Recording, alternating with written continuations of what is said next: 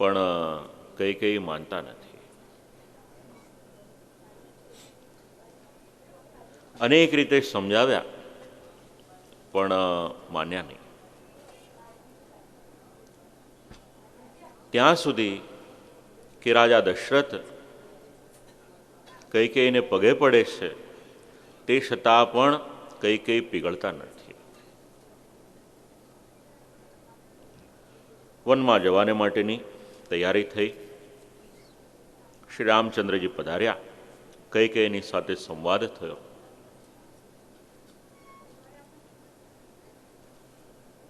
કહ્યું કે હું તો વનમાં જઉં છું, મારા માટે અહીંયા રહેવું કે વનમાં રહેવું એ એક સમાન જ છે. સુખેથી ભરતજીને રાજ્યગાદી સોંપો. રામચંદ્રજીનું વિશાળ હૃદય પુણ્યકર્મા કૌશલ્યાજીને મળવાને માટે ગયા. કૌશલ્યાજી એ સમયે યજ્ઞારાધનમાં વ્યસ્ત હતા. પધાર્યા શ્રી રામચંદ્રજી, આવીને પ્રણામ કર્યા. કૌશેય એને ધારણ કરેલા છે. શ્રી કૌશલ્યાજીએ પ્રણામ કરી કહ્યું કે માં, મારે વનમાં જવાનો સમય આવ્યો. કૌશલ્યાજીએ કહ્યું કે બેટા, તારો આધાર હતો મને. વિચાર્યું હતું કે તું મોટો થઈશ અને મને સુખ મળશે, પણ વિધિની વક્રતા કંઈક આવી લાગે છે. રામચંદ્રજીએ મનનું સમાધાન કર્યું. કૌશલ્યાજીએ પોતાના મનને મનાવ્યું. પધાર્યા ત્યાંથી આગળ. શોક તો અવશ્ય થયો. લક્ષ્મણજીનો પ્રતિભાવ ઇત્યાદિ જાણ્યું. આમ કરતા કરતા સીતાજીની પરીક્ષા કરી.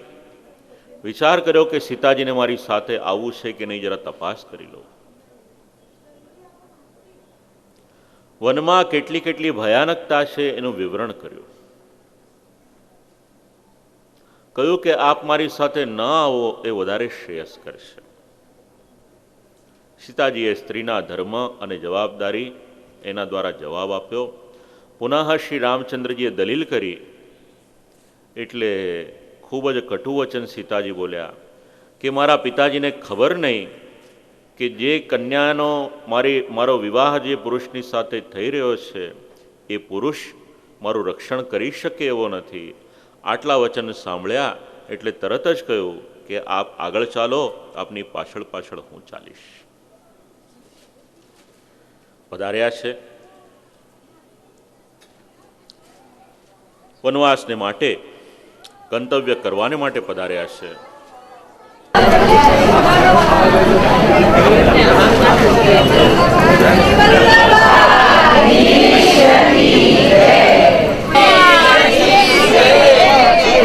વલ્લભ પરિવાર કી જય, પરિવાર કી જય.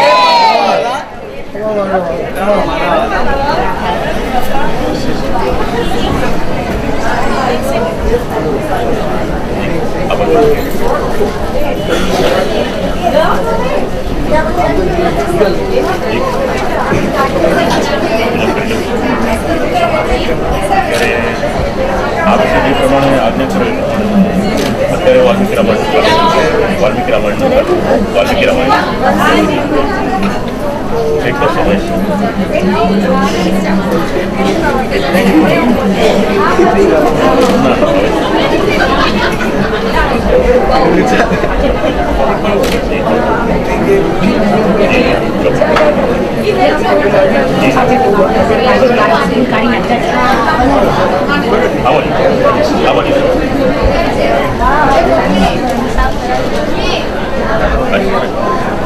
પધારો પ્રભુ, પધારો.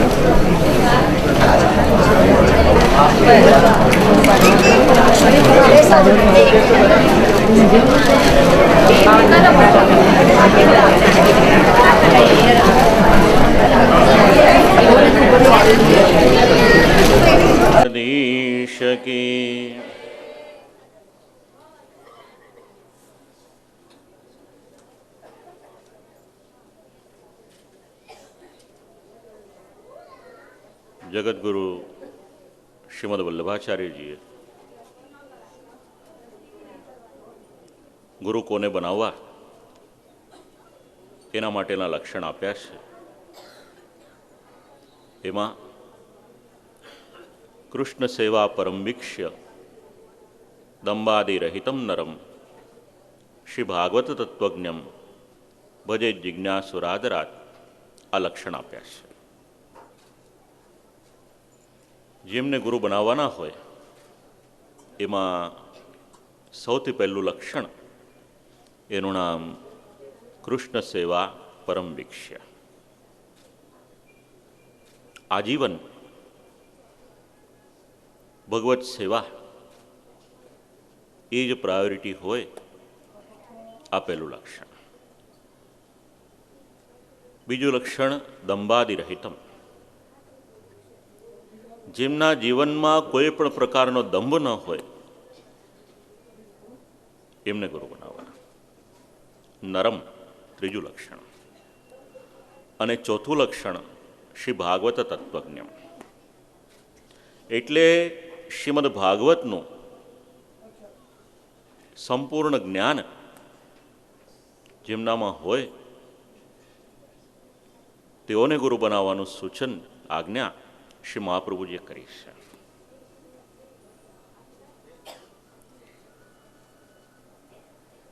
પૂજ્ય શ્રી શ્યામુ બાવાના હુલામણા નામથી આપણે બોલાવીએ, પણ પ્રોટોકોલ પ્રમાણે નામ લેવાનું હોય તો પૂજ્યપાદ ગોસ્વામી 108 શ્રી ત્રિભંગીરાયજી મહારાજ શ્રી અહીંયા પધાર્યા. હવે આજે ગુરુના જે 4 લક્ષણ કહ્યા ઔપચારિકતા માટે નથી કીધા, પરંતુ જે વૈષ્ણવો આપશ્રીથી સુપરિચિત છે તેઓને સુપેરે ખબર છે કે આપશ્રીના જીવનનું પ્રથમ ધ્યેય કૃષ્ણ સેવા એ સર્વપ્રથમ ધ્યેય છે. સેવાના સિદ્ધાંતોમાં જરા પણ બાંધછોડ ન કરનાર જે આચાર્ય બાળકો છે એમાં આપશ્રી છે. બીજી વાત, દંભ. જીવનમાં દંભ ન હોવો જોઈએ. આપશ્રીનું હૃદય વિશુદ્ધ નારિયેળ હોય, બહારથી એનું આવરણ એકદમ કડક હોય, પણ એ નારિયેળની અંદરનું જે જલ હોય એકદમ મધુર હોય, એનું પાન કરીએ તો આપણને લાભ થાય. તો આપનું હૃદય પણ એ જ પ્રમાણેનું જે કંઈક હોય એક મોઢા પર કહી દે, પણ હૃદયમાં બિલકુલ ક્લિષ્ટતા નહીં. આ દંભ વગરનું જીવન. અને શ્રી ભાગવત તત્વજ્ઞમ ઠાકોરજી પુષ્ટ કરાવવાના હોય. શ્રીમદ ભાગવતજીના 10મા સ્કંદના ઘણા બધા શ્લોકો છે. હમણાં આવશે જન્મ પ્રકરણમાં એટલે ખ્યાલ આવશે. એ પૂરેપૂરો જે પ્રોટોકોલ છે એ વિધિ વિધાન મુજબ જ શ્રી ઠાકોરજીને આપણા માથે પધરાવી આપવાને માટે પરિશ્રમ કરે આપશે. નિખાલસતાથી કહું એક વાત, શ્રીમદ ભાગવતજીની કથામાં બહુ ભાગ્યે જ આપશ્રી પધારે છે. કેવળ અને કેવળ અનુગ્રહ આ એક જ બલ આમાં કામ કર્યું છે કે આપણે આંગણે આપશ્રી પધાર્યા છે. અને આમાં બિલકુલ અતિશયોક્તિ નથી, બિલકુલ ઔપચારિકતા નથી. આ કેવળ અને કેવળ વાસ્તવિકતા છે. હમણાં પણ 10 દિવસ પહેલાં મળવાનું થયું. આપશ્રી આજ્ઞા કરી કે તમને જોઉં તો મને તમારા પિતાજી યાદ આવે છે. મને એવું લાગ્યું કે મને બહુ મોટું એક સર્ટિફિકેટ મળી ગયું. જો આપણે પોતાના પિતાજીની જેવા બની શકીએ તો પણ જીવન ધન્ય થઈ જાય. અત્યંત સ્નેહ મારા પિતૃચરણ પર આપશ્રીનો હતો, આશીર્વાદ હતા. એ જ કૃપા અમારા પરિવાર પર આપશ્રી રાખી, આ મનોરથી પરિવાર પર રાખી એ આપણા સર્વનું સૌભાગ્ય છે. દર્શન કરીએ તો પણ જીવન સફળ થાય એવું વ્યક્તિત્વ આપણે ત્યાં આજે બિરાજમાન છે. શ્રી રામચંદ્રજી વનમાં પધાર્યા. શૂર્પણખા આવી. સીતાજીના સમાચાર રાવણને મળ્યા. હરણ કરવાને માટે આવ્યા. આવીને લઈ જાય છે સીતાજીને. માર્ગમાં જટાયુ આવે છે પ્રતિકાર કરવાને માટે. પક્ષીનું બળ એની પાંખમાં હોય, પાંખ કપાઈ પડ્યા.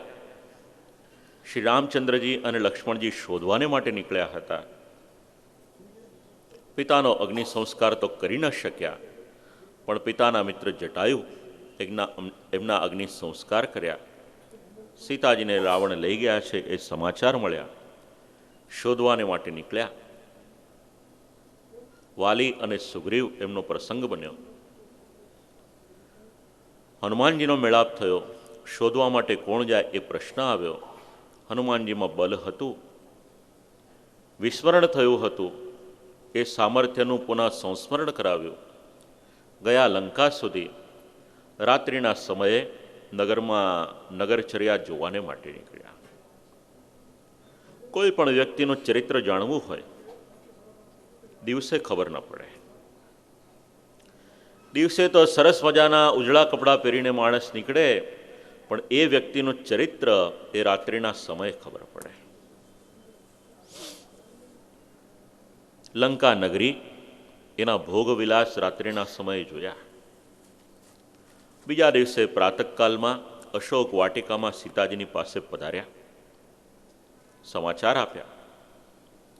કહ્યું કે રામચંદ્રજી લેવાને માટે પધારે તો આવું. રામચંદ્રજી પધાર્યા. નલ અને નીલ આમાંના એકની પાસે સામર્થ્ય હતું. અનેક યોજનનો લાંબો પુલ બનાવવાનો હોય તો એ બનાવી શકે. રામ નામ લઈ વૃક્ષ, ઔષધિ, પથ્થર ઇત્યાદિ સમુદ્રમાં નાખે છે. 100 યોજન લાંબો અને 10 યોજન પહોળો એવો પુલ તૈયાર થયો.